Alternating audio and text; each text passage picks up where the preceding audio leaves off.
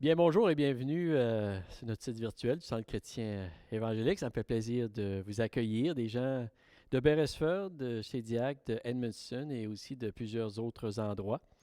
Et étant donné que nous avons retourné dans une phase de confinement au Nouveau-Brunswick, nos services seront seulement sur nos médias sociaux pour les quelques prochaines semaines.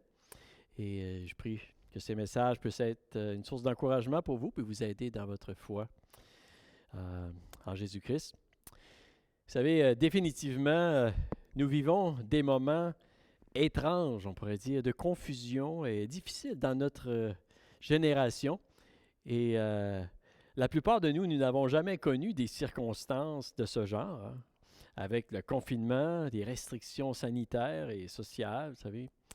Et la plupart d'entre nous, je pense que nous cherchons des réponses hein, pour expliquer un peu ce qui se produit, puis aussi des solutions pour savoir qu'est-ce que nous devrions faire.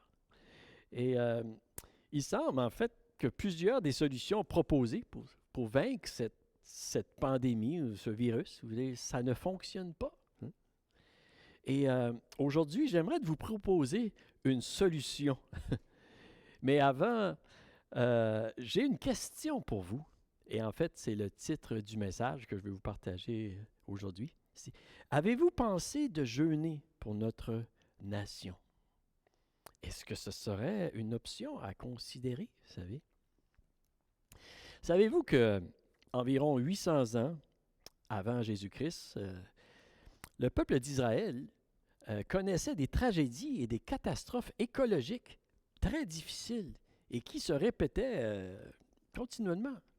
Et plusieurs se posaient la question à ce moment-là, ben c'est quoi la cause? Pourquoi est-ce que ces choses-là nous arrivent et qu'est-ce que nous devrions faire? Vous savez? Et c'est un peu comme plusieurs de nous aujourd'hui aussi. Et c'est la raison pourquoi je crois que le message du prophète Joël est est pertinent pour nous aujourd'hui en 2022. Et j'ai l'impression que nous vivons des choses très semblables, avec beaucoup de similarités. Et c'est la raison pourquoi je crois aussi que nous devrions considérer ce que Dieu leur a dit de faire dans ces temps de détresse. Et ceci pourrait être aussi une solution pour nous. Et si vous avez une Bible avec vous, j'aimerais de vous encourager de tourner dans le livre du prophète Joël, dans l'Ancien Testament, et le chapitre 1. Et j'aimerais qu'on puisse le lire ensemble, et ensuite je vais vous expliquer un peu le contexte et le message. Ça nous dit ceci.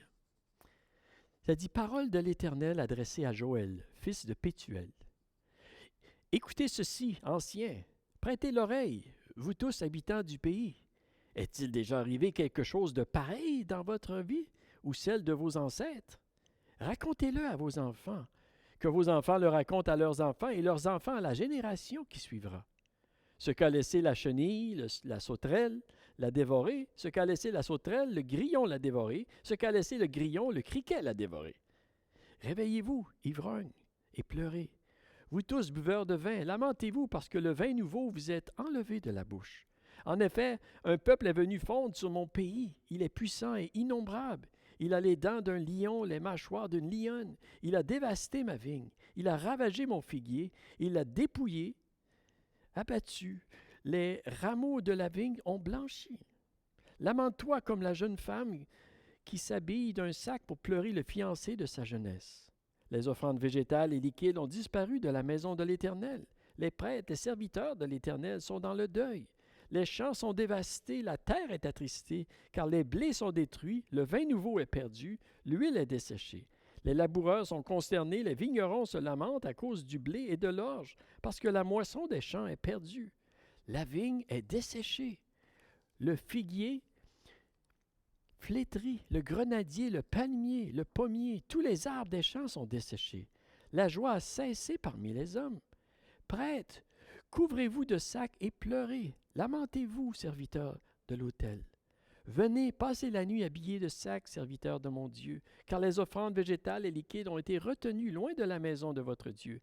Proclamez un jeûne, une assemblée solennelle. Rassemblez les anciens, tous les habitants du pays, dans la maison de l'Éternel, votre Dieu, et criez à l'Éternel. Quel jour terrible! Oui, le jour de l'Éternel est proche. Il vient comme une dévastation décidée par le Tout-Puissant. La nourriture n'est-elle pas enlevée sous nos yeux? La joie et l'allégresse n'ont-elles pas disparu de la maison de notre Dieu? Les semences ont séché sous les mottes, les greniers sont vides, les entrepôts sont en ruine, car il n'y a pas de blé. Comme les bêtes gémissent, les troupeaux de bœufs sont effrayés parce qu'ils n'ont plus de pâturage, et même les troupeaux des brebis dépérissent. C'est vers toi que je crie, Éternel, car le feu a dévoré les plaines du désert, et la flamme a brûlé tous les arbres des champs. Les bêtes sauvages crient aussi vers toi, car les torrents sont à sec, et le feu a dévoré les plaines du désert. Et j'aimerais qu'on puisse simplement prier quelques instants. Merci Seigneur pour ta parole qui nous enseigne, Seigneur, tes voies, qui nous aide à comprendre ce que nous vivons et ce que nous devons faire aussi. Et je prie que tu utilises ce message, Seigneur, pour nous parler et pour nous montrer, Seigneur, ce que nous devons faire dans les moments de détresse que nous vivons présentement. Je te demande de m'aider à partager ce message. Et c'est dans le nom de Jésus que je te demande ces choses. Amen. Amen. Bien, la première chose que j'aimerais de voir avec vous aujourd'hui, c'est un peu le contexte de ce texte que nous venons de lire. Et on pourrait dire que c'était un temps de détresse avec des catastrophes écologiques. Vous savez, à ce moment-là, le peuple de Juda, ils avaient connu plusieurs années de prospérité, on pourrait dire. Ils avaient baigné dans la prospérité pendant plusieurs années, dans l'autosatisfaction. Mais le problème est que sa prospérité l'avait conduit à oublier son Dieu, l'Éternel. Et progressivement, le peuple s'était endormi spirituellement au point de ne plus avoir d'égard pour Dieu, pour sa parole, pour ses ordonnances. Et progressivement, ils avaient rejeté le Seigneur. Ils s'étaient endormis spirituellement. Et vous savez, ça me fait penser un peu comme une personne qui conduit sa voiture et qui commence à sommeiller, à s'endormir au volant. C'est dangereux, c'est très dangereux. Au départ, vous savez, on peut peut-être accrocher et frapper quelque chose sur le côté du chemin, mais éventuellement, nous pouvons frapper un mur avec des conséquences qui peuvent être très désastreuses. Et ça ressemble un peu, vous savez, à ce qui se produisait avec la nation de Juda à cette époque-là, d'Israël. Dans leur prospérité, le peuple s'était endormi spirituellement et il se dirigeait dans une très mauvaise direction. Et Dieu voulait le protéger, le réveiller, le ramener dans la bonne voie avant qu'une catastrophe encore plus grande lui arrive. Et lorsque le prophète Joël écrit, vous savez, le peuple connaissait, oui, depuis un certain temps, vous savez, beaucoup de tragédies écologiques. Oui. Et comme nous avons lu, il y a une invasion de sauterelles qui était en train de détruire le pays. Et une invasion comme personne n'avait vu auparavant. Il y en avait déjà eu dans le passé, mais rien comme ce qu'ils connaissaient présentement. Et comme nous avons lu dans le verset 4, vous savez, le pays était dévasté. Ça nous dit ce qu'a laissé la chenille, la sauterelle l'a dévoré, ce qu'a laissé la sauterelle, le grillon l'a dévoré, ce qu'a laissé le grillon, le criquet l'a dévoré. C'est comme s'il y avait une chose après l'autre, une tragédie écologique après l'autre qui se produisait. Nous voyons un peu plus loin, au verset 10, ça dit « Les champs sont dévastés, la terre est attristée, car les blés sont détruits, le vin nouveau est perdu, l'huile est desséchée, les laboureurs sont consternés, les vignerons se lamentent à cause du blé de l'orge, parce que la moisson des champs est perdue, la vigne est desséchée, le figuier est flétri, les grenadiers, le palmier, le pommier, tous les arbres des champs sont desséchés. La joie a cessé parmi les hommes. » Voyez-vous, c'est comme s'il y avait une catastrophe écologique une après l'autre qui se produisait continuellement.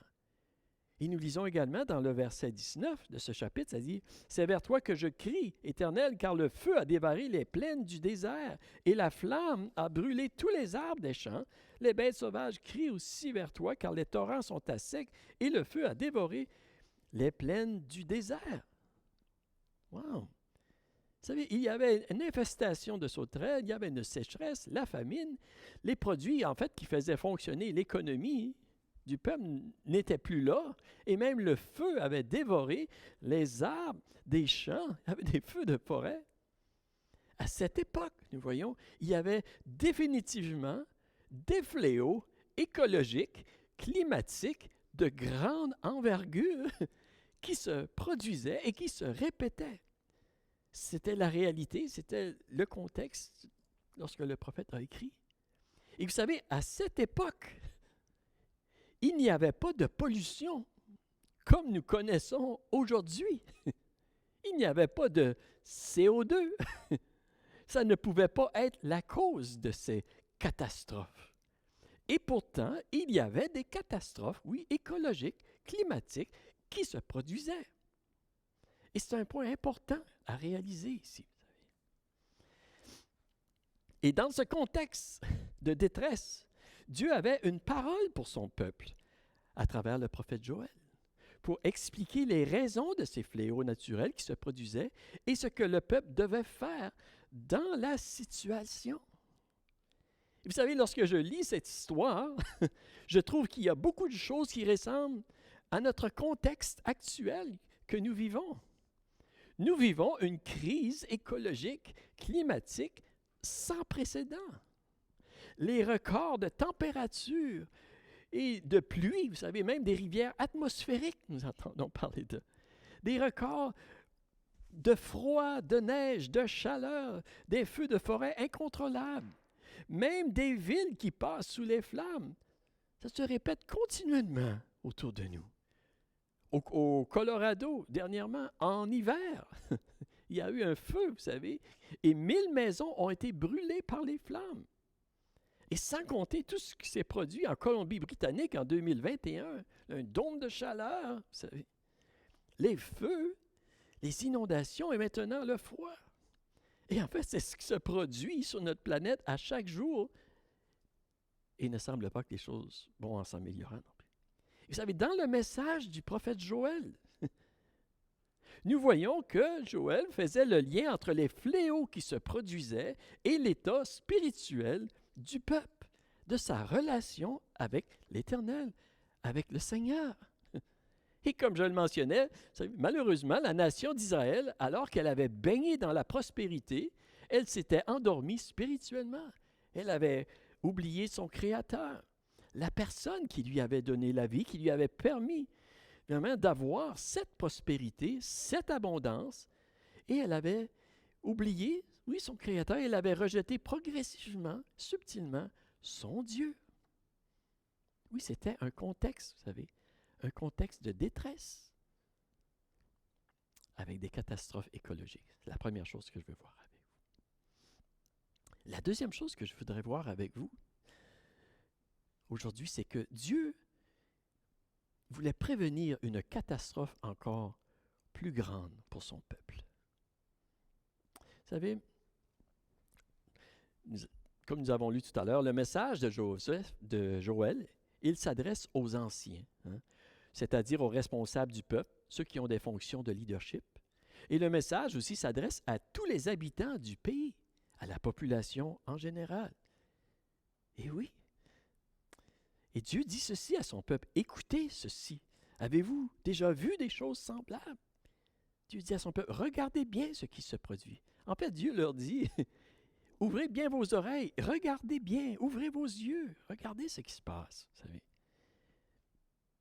Dieu voulait avertir son peuple, diriger son peuple. Et oui, le message de Joël, c'est un avertissement pour le peuple des dangers qui s'en viennent, avec une direction à prendre et aussi avec des promesses si le peuple choisit d'écouter son Dieu.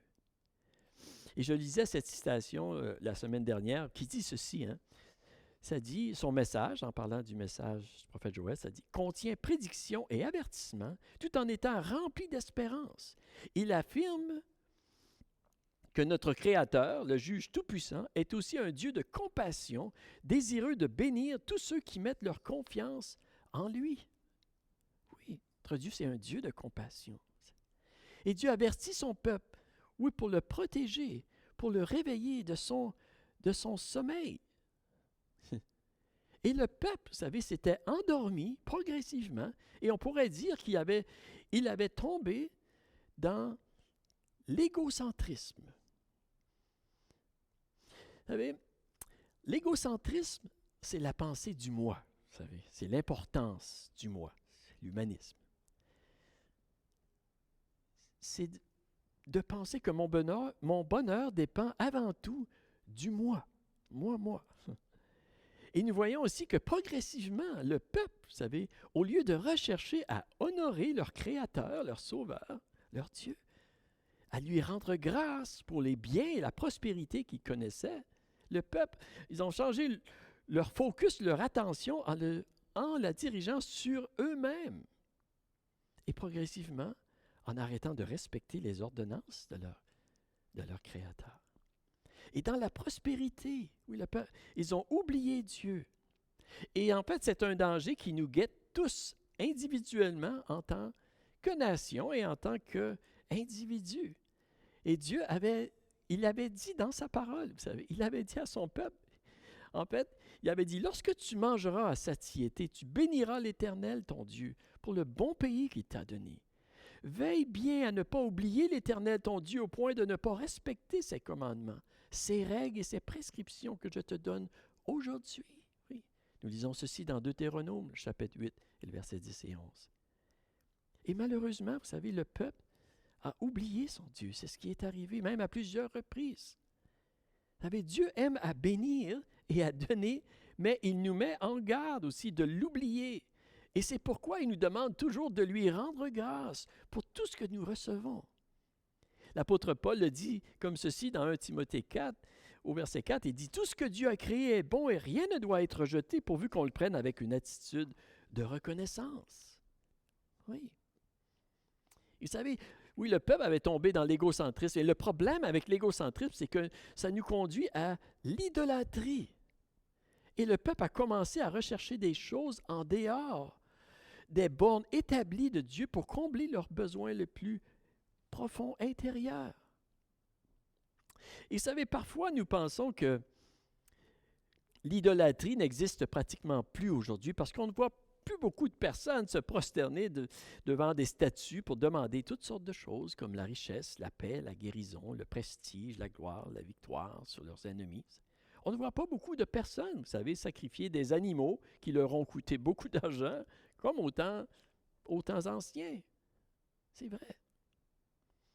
Mais est-ce qu'il existe encore de l'idolâtrie dans notre monde aujourd'hui? Est-ce qu'il existe encore des gens qui sacrifient beaucoup d'argent dans certaines choses en espérant que ces choses vont leur donner le bonheur, la joie, l'amour qu'ils recherchent? Je crois que oui, l'idolâtrie existe aujourd'hui encore. Et nous en sommes tous coupables, vous savez, à quelque part. Et en fait, vous savez, l'idolâtrie, on pourrait dire, c'est toute chose que nous plaçons devant Dieu pour combler nos besoins les plus profonds à l'intérieur de nous, pour nous soulager, pour nous réconforter, pour nous rassasier.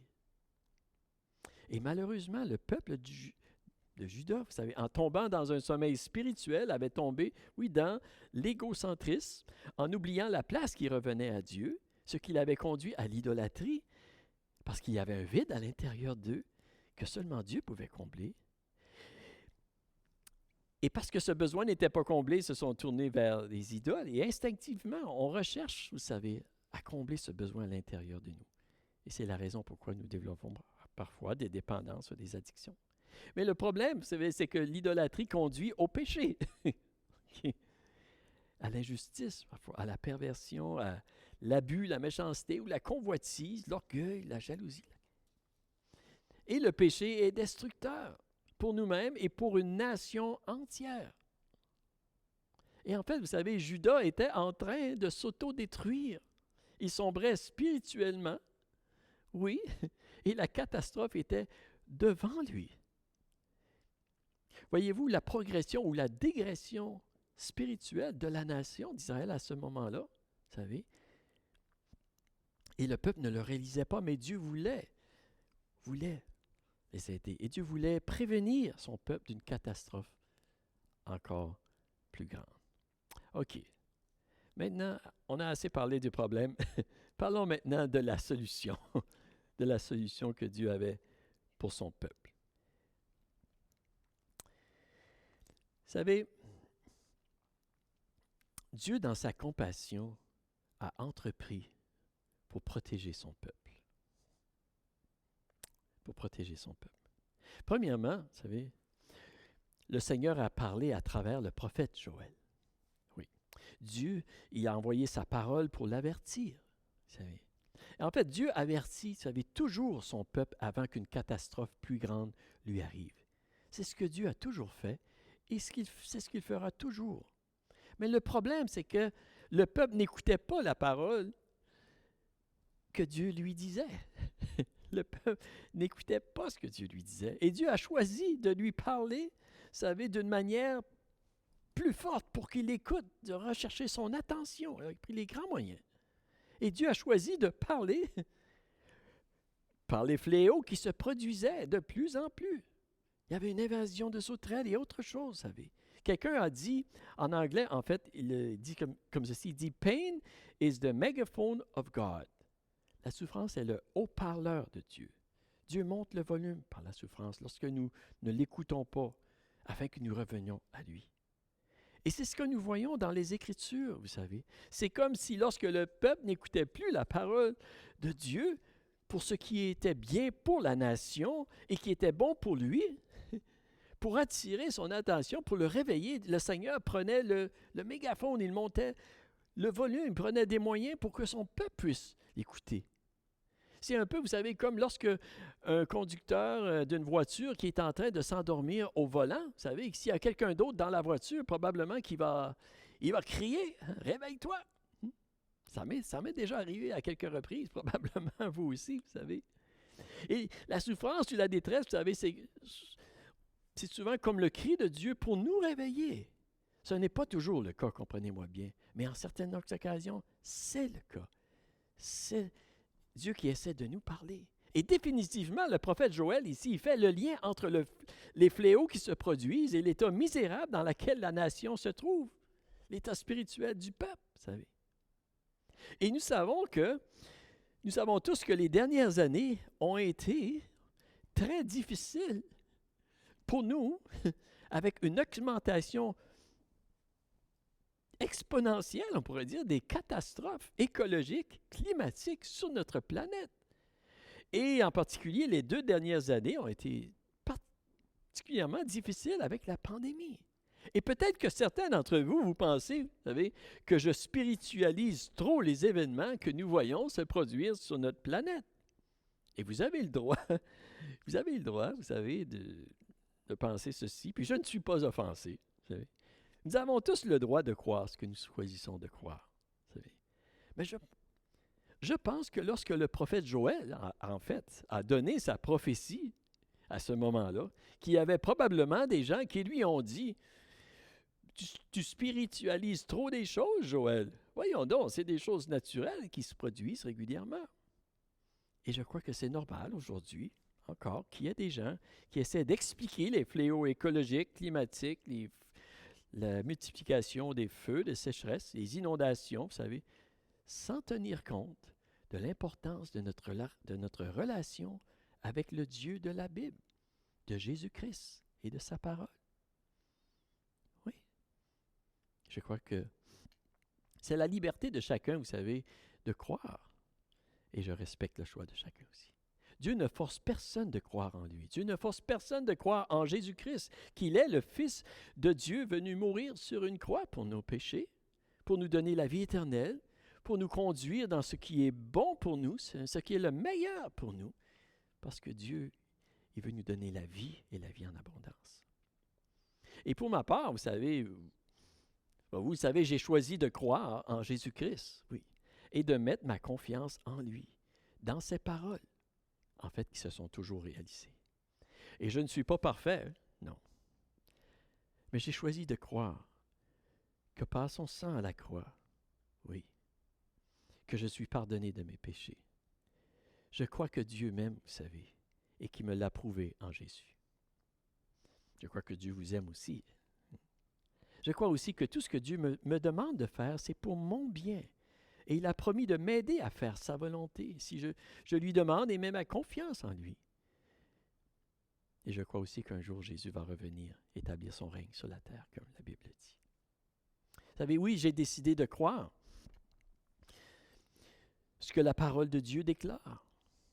Et je crois, vous savez, que le message du prophète Joël est pertinent pour nous aujourd'hui, en 2022. Et je crois que la solution de Dieu, une solution de Dieu, vous savez, oui, c'est que Dieu nous appelle à revenir à lui de tout notre cœur, avec le jeûne, avec la prière. Je crois que l'appel de Dieu à publier un jeûne, tout comme au temps de Joël, est pertinent pour nous aujourd'hui si nous voulons voir les choses changer dans notre nation. Et c'est la raison pourquoi, oui, j'ai décidé de prier et de jeûner, c'est un jeûne partiel, pour notre nation, pour le Canada, pour le Nouveau-Brunswick, vous savez. Et tout comme dans Joël, le chapitre 1, le verset 14, comme nous avons lu tout à l'heure, il a dit « Proclamez un jeûne, une assemblée solennelle, rassemblez les anciens, tous les habitants du pays dans la maison de l'Éternel, votre Dieu, et criez à l'Éternel. » Je crois que c'est une solution que nous devons aussi considérer et envisager sérieusement aujourd'hui. C'était la solution que Dieu préparait à son peuple, vous savez, à ce temps-là, afin qu'il puisse retrouver une vie paisible, tranquille, en toute piété, c'est-à-dire avec respect de Dieu et de chacun.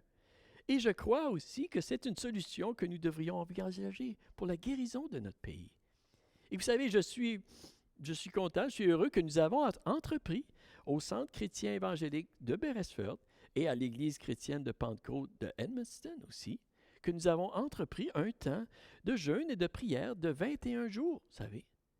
Et même que le district des Maritimes, vous savez, ont entrepris un temps de jeûne et prière avec plusieurs pasteurs pour 40 jours.